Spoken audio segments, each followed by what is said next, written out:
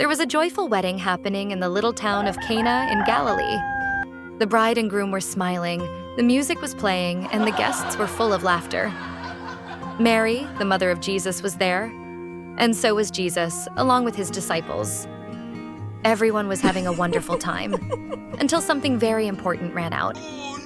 The wine. At weddings back then, wine was a big part of the celebration, and without it, the joy could quickly fade.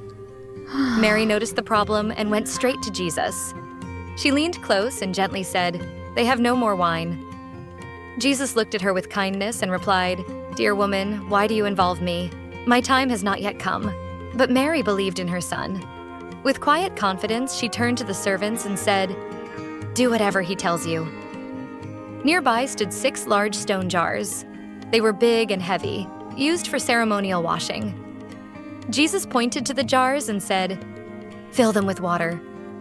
The servants got to work right away, carrying bucket after bucket until the jars were filled to the very top. Then Jesus told them, "Now, draw some out and take it to the master of the banquet." The servants did exactly what he said. When the banquet master tasted it, his eyes lit up in surprise. Wow. This wasn't water anymore. It was wine. And not just any wine. The best wine he had ever tasted.